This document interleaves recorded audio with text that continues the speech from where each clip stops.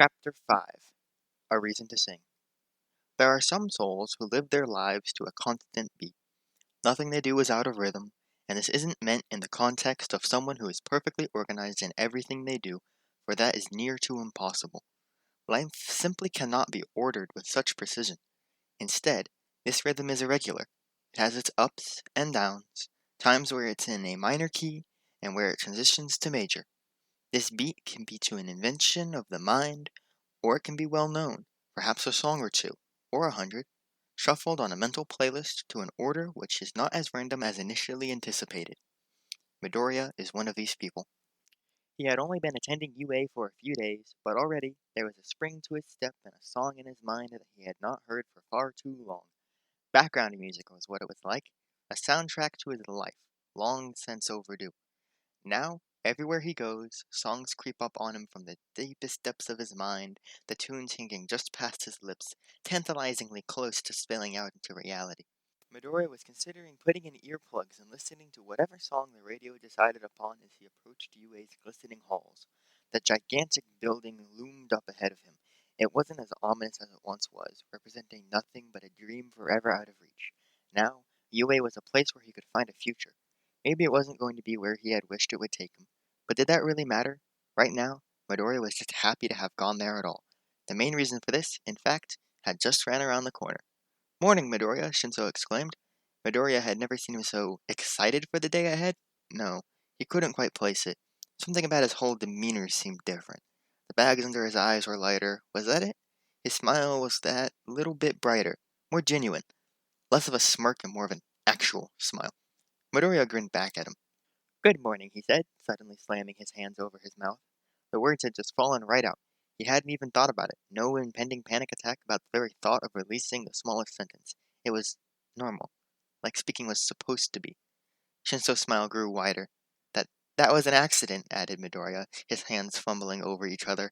He briefly wondered if his sign was even interpretable. "What, speaking?" questioned Shinso, his signature smirk returning to his face as he began to walk up the hill towards the school. Midoriya walking faster than he usually would to keep up with him. Midoriya hesitated. This was strange. It had been a long time since he was last able to talk so freely. Even talking to his mother could be a struggle sometimes. He would avoid it if he could. Yes, he managed, before letting out a silent laugh. "A good accident, I hope, and not that you were trying to not talk to me." No, not at all," Midoriya replied. "Oh my god, I'm having a conversation." "So, why are you talking all of a sudden?" he asked hesitantly, as if he was worried the question would put Midoriya off talking altogether. Started Midoriya. He rubbed his throat before glancing back at Shinso, who was still staring at him. "Well, usually my throat gets all clogged up when I try to say something, so that nothing comes out." "Well, honestly, it meant a lot to me when you spoke yesterday," Shinso admitted after a moment's silence. Midoriya blinked at him, the confusion etched on his expression. "You must be crazy," he continued, "to only want to speak to the person who can brainwash you if you do." I, I can deal with crazy," Midoriya replied. It was getting a little easier, the more he spoke. "Good," Shinso laughed. "This is only going to get worse from here, I promise you that." "I'll hold you to that promise." They walked in silence for the rest of the way to school. Yeah, it was silent between them, but as they reached the front gates, it was clear the rest of the world had other plans. "Is that the press?" Shinso wondered aloud, voicing Midoriya's own thoughts. "Hey, you're UA student. What's it like having All Might as a teacher?" a reporter demanded, thrusting a microphone in the direction of Midoriya. "And the clog's back." "Back off," Shinso snarled. "We're general studies students. We're not in the hero course. All Might doesn't teach us." They backed off pretty quickly after that. Shinso grabbed Midoriya's wrist and dragged him harshly through the crowd and finally into UA's grounds.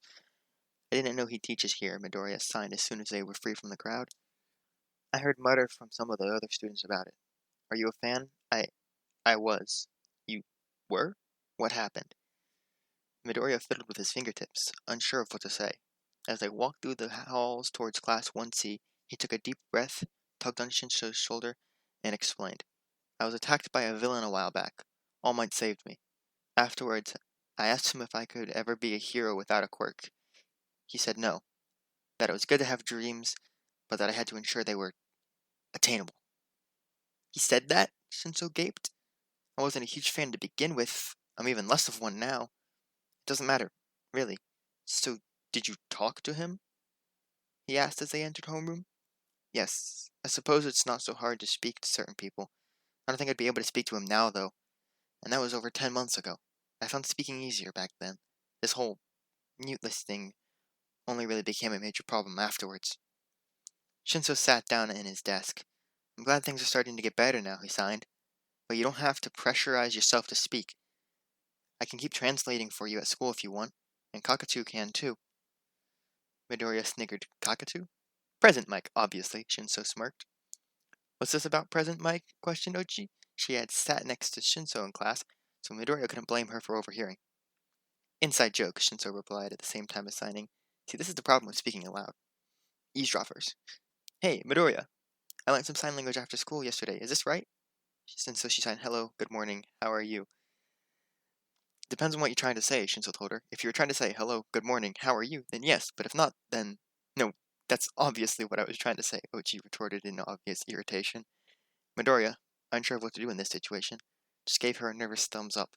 It was lucky all he had time to do before President Mike burst through the door in a dramatic manner that was becoming routine at this point. Are you ready for a roll call? He exclaimed. No one replied. Come on, President Mike yelled. I want to hear a yeah! Still no answer. One day, he sighed, and started with the register. Once he had finished, President Mike didn't disappear off to the teacher's lounge as he usually did, and instead sat down in the chair behind his desk. So, you lot have been here for a few days now, and hopefully you've all gotten to know each other. That means it's time to choose. Drum roll, please. No drum roll followed. The class representative! It was a surprise to no one when the long and tedious task of choosing a class president resulted in Ochi coming out on top. Midoriya and Shinso were more than glad when President Ochi was told to stop her never-ending speech so lessons could begin. I almost forgot voting for her now, Shinso signed as he walked beside Midoriya to lunch. I'm just glad I was allowed to opt out, Midoriya signed in reply. You could have been a great class representative, Shinso insisted. You're really smart and everyone likes you. You don't have to talk to take on all those responsibilities Ochi was going on about. I think talking is expected. Sign language had many positives and negatives. First of all, it successfully allowed nervous, shy people like Midoriya to communicate without having to speak, and, because it wasn't commonly known, he and Shinso could have secret conversations whenever they pleased. Then again, having Shinso acting as his translator whenever their conversations weren't secret made him feel extremely guilty, although his friend insisted it wasn't a problem. Another downside was the fact they had to be facing to each other to talk, and both hands had to be free. That meant, when, for example, carrying trays, their conversations were cut short. Shinso's audible sigh moments after paying for his meal made Midoriya jump. Our usual table is filled up, he explained. We'll have to sit next to someone else. While holding his tray, Midoriya couldn't reply, so all he could do was nod and follow Shinso as he wandered around the hall. Midoriya couldn't help but relate this situation to a couple of sharks swimming through the shallow waters. The thought made Midoriya chuckle softly under his breath. Mind if we sit here? Shinso said eventually, drawing Midoriya out of whatever dream world he'd entered. Not at all. It seems rather crowded at the moment, doesn't it? Replied the rather energetic boy Shinso had sat down next to. Midoriya could already see the annoyance in his eyes. So, anyway, Ida, you're going to make a great class representative. No need to worry about it, the girl Midoriya ended up sitting next to said, finishing whatever conversation she had been having. Oh, hey, I know you. Midoriya flinched in surprise, turning to the girl. We met on the day of the entrance exam, right? She confirmed. He nodded frantically, pinning the familiarity of her face to the girl from his first few moments at UA, who stopped him from falling with her quirk. Uraraka, and this is Ida. Nice to meet you both. What class are you in? Polite Ida immediately questioned. 1C, Shinso answered simply, digging into his food without a further glance at the two. We're in 1A, said Uraraka happily. What are your names again? Shinso. And Midoriya, he replied, pointing to Midoriya as he said his name.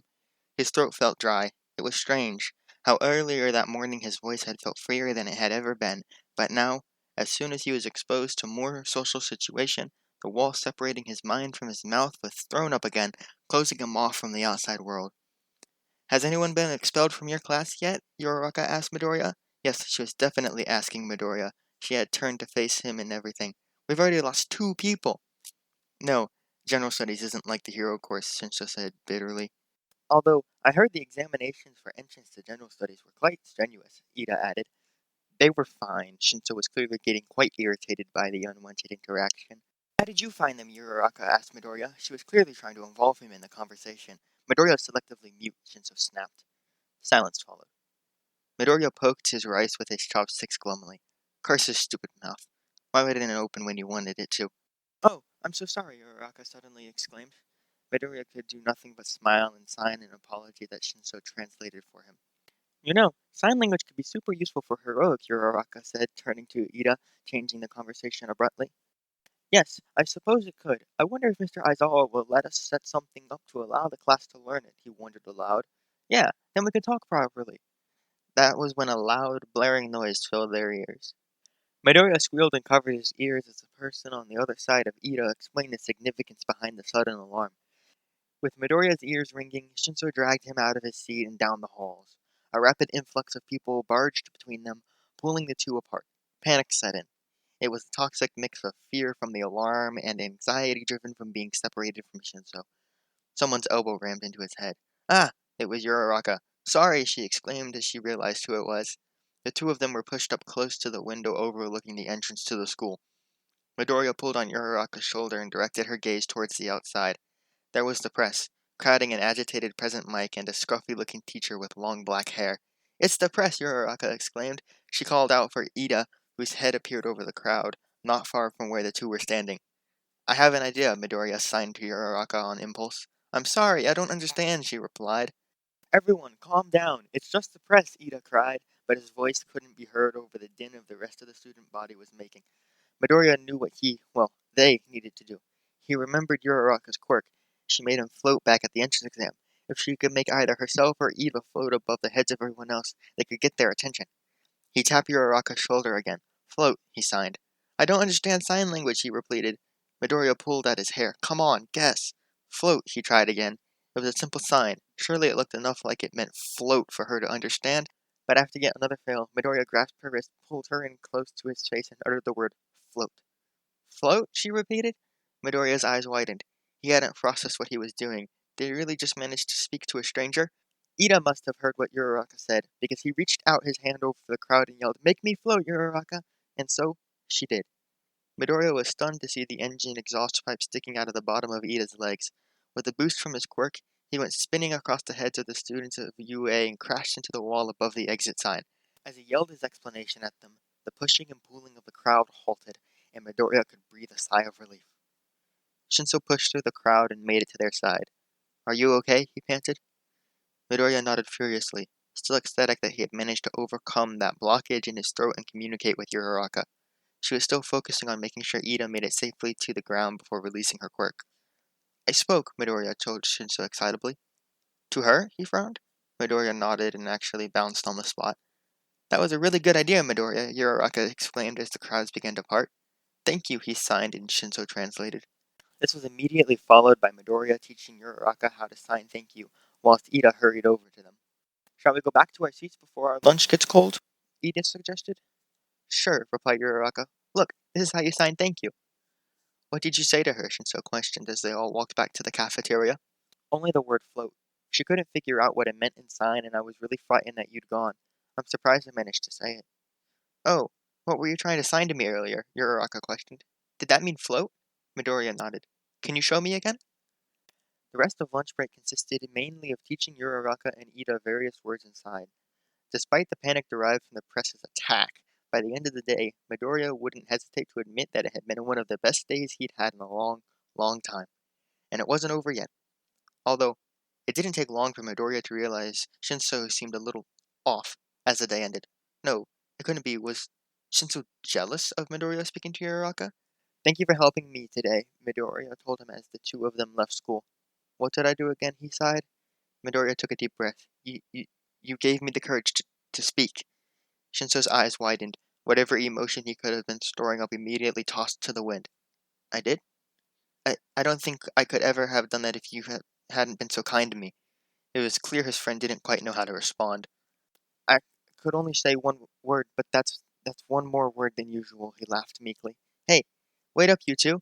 Midoriya jumped as he and Shinso turned. It was Uraraka again, with Ida jogging by her side. Are you guys heading off to the train station? We'll come too, she explained. I don't go all the way to the train station, Shinso admitted, but Midoriya does. We should walk together after school. Would that be cool? Uraraka questioned Midoriya. He nodded briskly, but then hesitated and glanced at Shinso. His friend smirked at him and gave him a reassuring nod. Yes, Midoriya stammered. The two hero students looked like they were about to cry. Ida even clutched his heart. They barely knew Midoriya, but speaking meant this much to them? The four talked animatedly as they walked slowly towards the train station. Midoriya's comments were few and far between, but he was just honored to feel so included. Ida and Uraraka explained that they had researched what selective mutism was between lessons that afternoon, and were just so thrilled that Midoriya had managed to overcome his mental barriers to speak with them after such a short space in time. Midoriya was quick to make sure that they knew of Shinso's part in all this. He wasn't sure if it was really their openness that allowed him to speak, or more his trust in Shinso. Midoriya would admit to being more than a little fearful when they parted ways with Shinso. He was so worried that as soon as his friend was gone, the clog in his throat would return. But, although he could feel it there, somehow he could still push past. His sentences were filled with more stutters. He spoke slowly and quietly, but Uraraka and Ida were patient. And as Midoriya stepped off the train and made his way home, the spring in his step was oh so much clearer. "I'm home, Mom," he called out as he closed the door to his house behind him. "Izuku!" she exclaimed as she hurried into view, her face displaying a rather shocked expression. "How was your day? You seem really happy." Yeah," he replied, putting down his rucksack and taking off his tie. I talked to Shinso." "You talked?" Inko cried. "Really, Izuku? I'm so proud of you." "It's really nothing, Mom." "It isn't? I mean, well, I managed to speak to a couple of other people as well." "Who?" Ida and Uraraka. They're in the hero course. Maybe they know Kashan." She squealed something that Izuku couldn't have possibly deciphered as she pulled him into a hug. "I haven't started making dinner yet, but how about katsudon? I know it's one of your favorites." "Oh, okay," he replied, "but, I'm going to have to go get changed out of my uniform first. Then maybe go out for a bit?" "Where?" she asked in curiosity. "Oh, I just found this empty stretch of beach not far from here. It's really quiet. I just want to go mess around on my guitar for a bit." "Of course," Izuku Inko replied fondly, "but be back soon. You wouldn't want your dinner to get cold, and it looks like it might rain in a bit." "Okay, Mum." And with that, he pulled on the first set of clothing he located in his drawers, and grabbed his guitar case and ran out the front door. Ingo gazed fondly out the window as her son rushed off to the beach he mentioned before it rained. He always loved to play whenever he was feeling emotional, whether it was because he was sad or angry, or, apparently, really happy. It had been so long since she'd seen him like this. It was about 10 months ago, after he leaped in to pull Katsuki away from the sludge villain attack, when he truly began to fall silent. He hadn't been great before, always fidgeting and stuttering, dreading the dawn of a new day, but it just got worse and worse as time went on.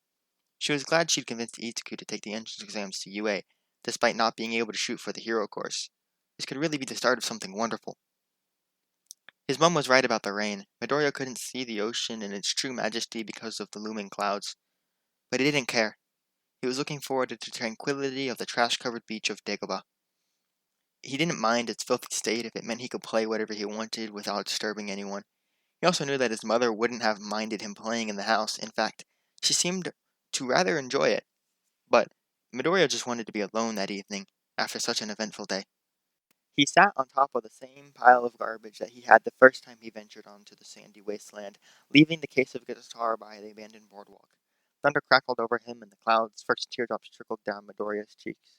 Too late to hurry home, he just sat there and let the heavens open above him, not a thought concerning the welfare of his guitar crossing his mind. He'd left it out in the rain before. It certainly hadn't been too happy about the ordeal, but the water didn't have any long-lasting effects. Perhaps a certain waterproofing had been done to the wood. Despite the heavy clouds, Midoriya could still see the slightest hint of the fading day, an orange that swept across the sky, illuminating the raindrops and swelling waves ever so slightly, in a way that gave the illusion of fire rippling across the ocean and sky. He smiled and began to play the first song that crossed his mind. It was a song that perhaps he would come to regret, but, at the same time, look back on with a grin wider than the one he sported at the moment. This would be because, as the first clouds rang out over the beach, something stirred in Midoriya's mind, swirling in his chest. It was a feeling that had always been there, an emotion of sorts that he had only felt as he began to play its music. It was one of the reasons that he loved it so much. He just felt like belonging to the rhythm. It was there when he could forget the world and immerse himself in an entirely new one of his own. There was a lightness about this feeling today. It rose up, past the familiar clog in his throat, washing it away. And this was why, with a thought to the back of the friendly faces he had become accustomed to seeing, the thought of his friends, his confidence bubbled and he opened his mouth. And he sang, "My hands, they're strong, but my knees were far too weak." He let his voice echo across the beach, filling every crevice, nook, and cranny. He loved the way it reverberated in his chest, a feeling lost long within him. He had sung before, of course. Everyone had at some point, whether it was simply humming along to the radio or a gleeful chorus of happy birthdays at a friend's party. His mother had said there was something about Izuku's singing, a certain magic to it that no one could quite describe. It was always as if he conveyed the meaning of the song, brought out the emotion it intended into the world around him without a clear effort. But never before had he ever truly poured himself into a song like he did on that day. I set fire to the rain, watching it pour. It was as if though he was playing an ancient instrument, one he'd had with him for as long as he could remember, but never had the confidence to test and try. His throat felt sore and raspy from underuse, but somehow the music pushed through. When I lay with you. Midoriya gazed into the distance, eyeing the horizon as the sun continued to set. There was a break in the clouds now, not enough to stop the rain nor to blind him with the fading sun, but enough to see its hazy silhouette above the earth's curvature. The rain wetted his hair and made the strings of his guitar slippery and difficult to navigate. Whether he struck a wrong note at some point or not, he could never have known. He was so lost in the music that it just didn't concern him anymore. Neither did the clinging to his clothes to his skin or the salt of the air on his cracked lips. The rain. It glowed with the light of the sunset. It was so bright that each droplet could have been a star of its own. His mind played tricks on him when the drops sizzled as they landed on his guitar. And then the second chorus began. But I set fire to the rain, and the rain, it burned. The music came to an abrupt stop as Midoriya yelled, falling down the pile of rubbish he had perched upon and into the water below. With the sound of the song gone, the flames too began to fade, put out by the rain which no longer fueled it. Midoriya sat there and breathed heavily in fear, knee-deep in the ocean as the waves tossed salted water over his back. His guitar had fell a few feet away from him. Slowly, he clambered to his feet, waded through the water and retrieved it. It was covered in scorch marks. Midoriya blinked up as he stared at the sky and felt rain pitter-patter against his face. The sun had set. The light illuminating the clouds had gone. So why had the rain continued to glow? Did he hallucinate? Why was his guitar covered in spots of black soot whilst his skin remained unharmed? Why did the beach continue to smolder around him? Hot pools of water seeped into his shoes as he climbed out of the sea and back onto the beach. Midoriya fell to the ground by his guitar case. He tested the water that had collected inside of it. Hot. Almost too hot to touch. I set fire to the rain, Midoriya mumbled as the water fell heavier down on his head. It was in this moment that Midoriya's troubled mind drifted back to his entrance exam at UA, and to his answer to a certain question.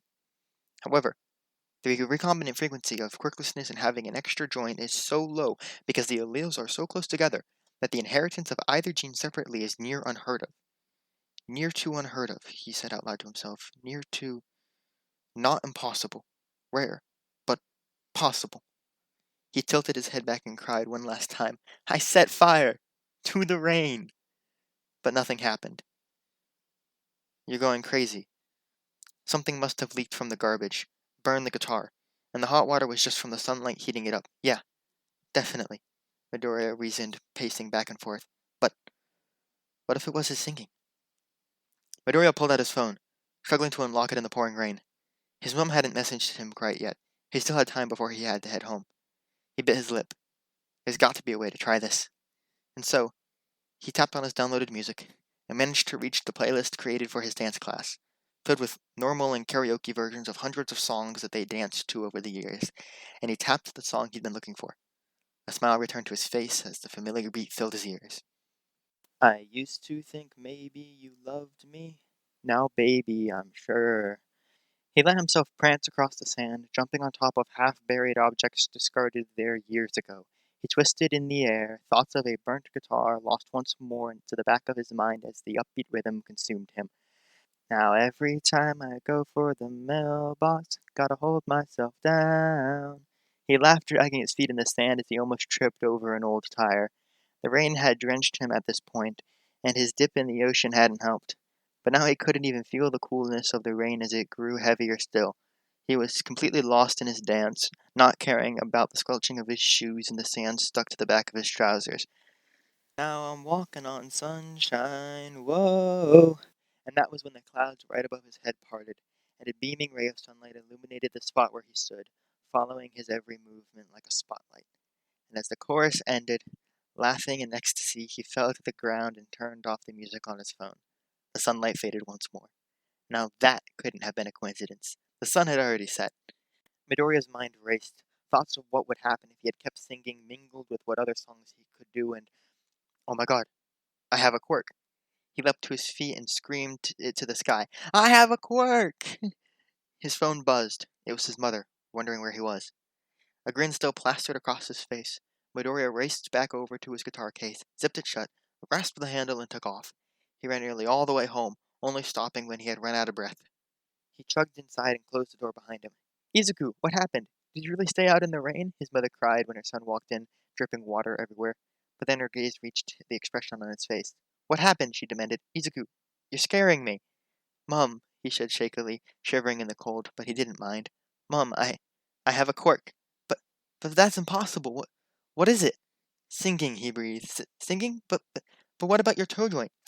It's possible, he explained, dropping the sawed-in guitar case by the door and pulling the instrument out, tipping excess liquid out of it and dropping it up by the radiator so it could dry. Rare, very rare, but not impossible. So, by definition, he said, grasping Inko's shoulders, possible. Tears welled in her eyes. Are you sure, Izuku? Mum, I sang Set Fire to the Rain and, he held up his scorched guitar, I set fire to the rain. She stroked the spots of ash on the instrument, gazing at the black substance left behind on her fingers. You have a quirk, she stammered, before she let the tears flow. You sang! And then Midoriya was crying too, tears mixing with rainwater and the salt that the sea left behind on his clothes. But that was only the beginning.